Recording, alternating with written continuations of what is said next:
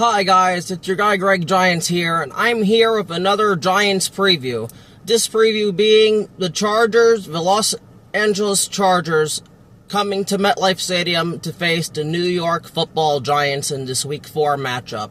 Now, before I get into what I usually get into, which is the injury report, I just want to say two key things. Jaxson Dart starting this week. I, for one, am for it. I'm really happy he's getting the opportunity to start.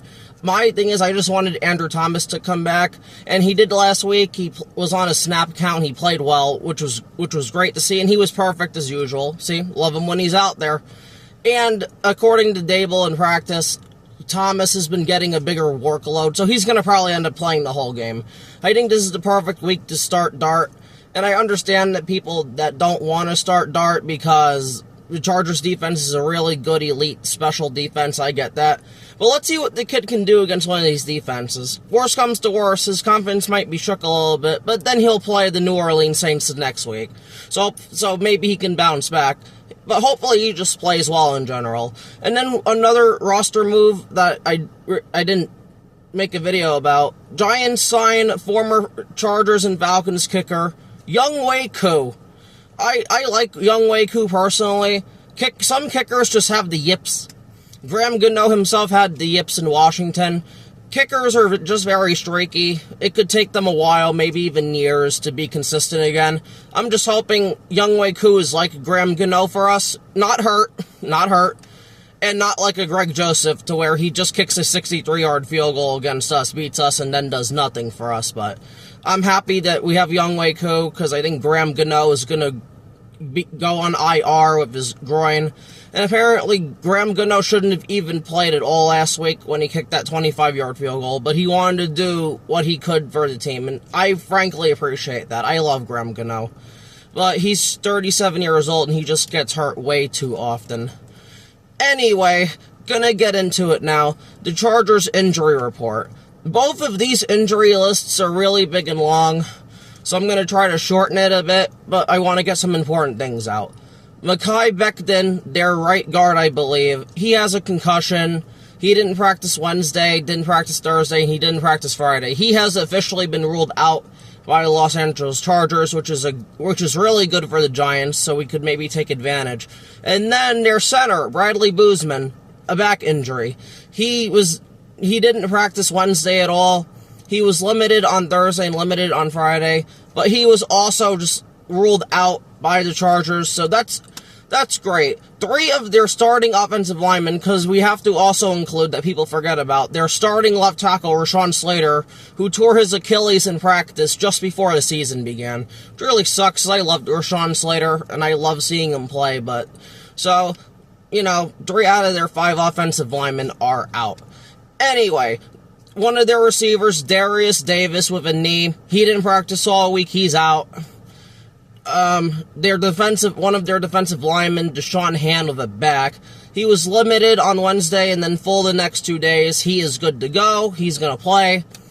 Then they have a corner, Cam Hart. He has a hip injury. He was a full participant all week. He's good to go. Then another cornerback, Dante Jackson, for the Chargers with an ankle injury. He was limited on Wednesday, but he was then full Thursday and Friday. He is also good to go. Their line snapper, Rick Lovato, he was out due to a personal reason, so he didn't practice on Wednesday. Came back full participant both days, Thursday and Friday, so he's good to go.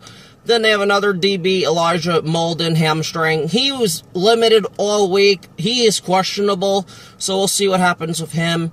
And last but not least on the Chargers injury report, their guard/tackle is Trey Pipkins with a knee. He was limited on Wednesday, a full participant on Thursday, and a full participant on Friday. He is good to go, so he's going to play. For the most part, this could be worse for the Giants. I never really wish injury on anyone, but it would be nice if one of their corners couldn't have made it. But it's fine. Giants just have to do what they have to do. Now for the Giants injury report. And I mean, Jesus, man. The Giants injury report is just so freaking huge. It's unbelievable. So I'm going to get started into it. Wide receiver, Butte Collins with a hamstring. He wasn't on injury report on Wednesday, but then he was limited I guess he ended up being on it Thursday. He was limited on Thursday, limited on Friday, but apparently he's good to go because a line is drew, and apparently when a line is drew for the status, that means they're off the injury report. I wish I would have known that, but now I know that. Linebacker Demetrius Flanagan Fowles with a calf injury. He was limited all 3 days. He is good to go from what I hear, though. So that's good. We have some linebacker depth now. Kicker Graham Gano, like I said before, with a groin injury. He did not practice all 3 days. He is going to be out, and more than likely at some point put on IR for 4 weeks or however long he needs, since we have young Waco again, who I've always loved. Defensive lineman Chauncey Golston with an ankle injury. He was limited on Wednesday, but then he did not practice Thursday and Friday. And when you are limited or a full participant and you don't practice, especially 2 straight days, that means more than likely you're going to be out. And it was reported today that he is going to be out. So, that's just the way that goes. Sucks. But we should be able to be fine at defensive line. One of our cornerbacks, Art Green, who we use in nickel and dime packages, with a hip injury. Limited all 3 days, but apparently he's going to be good to go. So that's nice. Tight end Theo Johnson with a toe. He did not participate on Wednesday, but then he was limited on Thursday and Friday. But usually that means he's questionable, but apparently he's good to go. He's going to play, so that's nice. Now we get to linebacker Darius Muasal, concussion. He was out the last 2 weeks. He's going to end up playing this week, which again is really, really good, because now we have Fowles and we have Muasal. They're not star linebackers, but they're good enough. They're NFL players, which sometimes you just need NFL players, even if anything like below average NFL players. But still, it's nice to have them instead of guys we just signed off the practice squad. So, yeah, him with his concussion, he is going to play. Malik Neighbors, wide receiver, shoulder. He did not practice on Wednesday, but he was limited on Thursday and Friday. Also reported he is going to play. He is good to go. He is off the injury report. Defensive lineman Rakeem Nunez Roches with his foot still. He did not practice Wednesday. He did not practice Thursday. He was limited on Friday. He is doubtful. So more than likely, he is not going to play. But again, with Abdul Carter, Kayvon, Burns, we should be fine there. So heal up, big guy, because we're going to end up needing you at some point. Running back Tyrone Tracy with a shoulder injury he suffered versus the Chiefs last week. He did not practice. He didn't practice any of the 3 days. He's out. He's going to probably end up being put on IR along with Graham Gano as well. And then again, because this Giants injury list is just so big, JMS, Darius Slayton, Andrew Thomas, and Aaron Stinney are all off the injury report. They were on it for one reason or another, but they're all good and going to play. Aaron Stinney, our backup guard, he was on the injury report due to a personal reason, because him and his wife ended up having a baby. So congratulations to Aaron Stinney on being a father. That's really nice to hear. It's nice to hear some good things in this world for 5 minutes. So all those guys are going to play, which is nice. Now, we're going to get into the top 3 ways the Giants on offense and defense can win this football game. And for the Giants offense, it starts with number 1. We have to be able to run the ball. We were able to run the ball against the Chiefs last week, which was nice. It helped us get into the red zone I think 2 or 3 times. Just Russ couldn't do anything, and Russ sucks. But we need to run the ball like that again, especially against this Chargers defense. This is probably the best defense we're going up against maybe all year. This defense is sensational. It's great. 3-0, and they beat everyone in their division. So I mean, this Chargers team is no joke at the moment. Even though I think Justin Herbert personally is overrated as hell, they have a great coach in Jim Harbaugh. They have a good coaching staff. Jesse Minter could be this team's future head coach next year if Dable gets fired. But we'll see when that happens, if that happens. But just saying, we need to watch out for this. We need to watch out for this Chargers defense.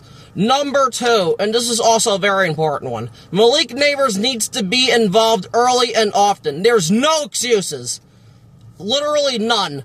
Teams all the time get their star wide receivers involved, whether it's on end-around screens, some shit like that. Malik Neighbors' first target cannot be in the fourth quarter. That was bullshit last week. Mike Kafka needs to fix that, because that was unacceptable. You can't expect Slayton and Wan'Dale Robinson to do the majority of the work, even though they did nothing. Again, we had really no passing game last week. I understand these teams are going to scheme out Malik Neighbors because he's a superstar wide receiver, but you as an offensive coordinator, Kafka, need to find a way to get him involved, man. Like, what are we doing right now? Do something unique with him. Maybe have him run a few Odell Beckham routes. Like, I saw that on Twitter. I thought that was a good idea. Like, we just need to get the guy involved more, or we're not going to have a chance. Especially with Jaxson Dart starting, we seriously need to have our best wide receiver get the ball. And also, I'm going to go back to number 1 for a minute, the running game. That'll also help Jaxson Dart, because a good running game is a rookie quarterback's best friend besides the tight end. But you know what I'm saying. The offense needs to roll this week. And then number 3, I got into that a little bit. The play calling has to be unique and exceptional. If we're going to have any chance to score points against this Chargers defense, which is better than us, Mike Kafka needs to come up with some really, really good and unique play calls, man. We're going to need something. I don't care what it is. I'm not an offensive coordinator. That's not my job. He just needs to do something that's rather Malik Neighbors on a wheel route, I don't know, Slayton on a really deep post, just something. So maybe we can score points, and at least Jaxson Dart can see the middle of the field. So that's also going to be an advantage for us. Shifting over to the Giants defense, number 1, and it's the same as last week. We need to stop the run, which we did a pretty good job of last week. This Chargers running back group, they have a Marion Hampton, I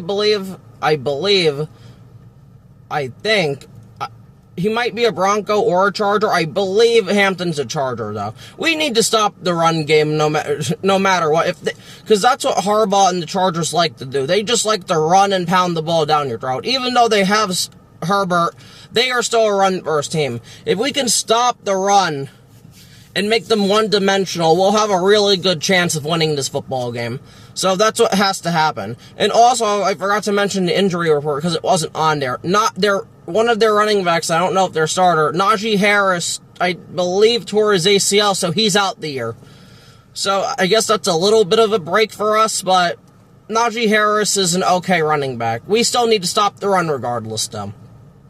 Number 2, we need to take advantage of 3 of their starting 5 offensive linemen being out. That's left tackle Rashawn Slater, that's center Bradley Bozeman, and that is guard Mekhi Becton, and need to wreak havoc on the defensive line. Herbert should be pressured all game long. This man should not feel comfortable for not even a second. The guy really, if there's a game Abdul Carter's gonna have a sack, it's gonna probably be this one. Abdul Carter's been getting close to getting sacks. He just needs to finish plays, like I've mentioned. But my bold prediction this week, Abdul Carter's gonna have a sack. He's gonna have his first sack, and the Giants crowd is gonna erupt with excitement for him. So again, Brian Burns has been fantastic. Already 4 sacks in 3 weeks. He's been absolutely great. Kayvon Thibodeau has been absolutely great. He just hasn't put up the sacks, but he's been in quarterback's faces, pressures, hurries, and hits. So hopefully he can get his 2nd or 3rd sack of the year. And yeah, and then hopefully Dexter Lawrence can start to get... If Dexter Lawrence can't do shit against a backup center and a backup guard, I don't even know what to say, man. It's just... This is the game also Dexter Lawrence needs to step up. Unless they flat out just throw the ball down the field and Herbert's just running backwards and throwing it deep, this Chargers team should not score points, man. We should be in Herbert's ass the entire game. They should have no more than 10, but they really should have no more than 10 points, but knowing this Giants secondary. And speaking of that leads into number 3. The secondary needs to play well, especially Andrew Phillips in the corner, because he is going up against star slot receiver Ladd McConkey this week. Ladd McConkey is great. The guy has exceeded all expectations. Andrew Phillips is going to have a challenge on his hands. And Ladd McConkey's not just primarily a slot receiver. He can play on the boundary, but mainly he is in the slot because they have Keenan Allen and Trey Harris on the outside. This needs to be his breakout game of being shut down. Not stopping the run and all that like he usually does and plays aggressive. If the ball's thrown at him 6 or 7 times, he needs to allow like 1 or 2 catches for like 12 yards. That's what a breakout game for Andrew Phillips is for me. He needs to do well, because if Ladd McConkey wins that matchup, that's not going to be good. We could stop the run all we want. That's just not going to be good for us. So, with Dart starting, we don't know how this game is going to go. I really want to predict the Giants to win, but to be fair, he is a rookie quarterback playing in his first start, and maybe he's playing a bit soon. I think the more experience a rookie quarterback gets, the better. We'll just have to see how it goes. I am going to pick the Chargers in this game to win. I'm going to say maybe 31-14, they're going to win. I believe in this Giants pass rush. I don't believe in the secondary, though. Like, Deonte Banks, Paulson Adebo, Phillips, and Javon Holland, Tyler Nubin. Those guys need to step up this week. They are more important than the defensive line this week. Because if they can hold up, this defensive line can wreak havoc, which we really do need.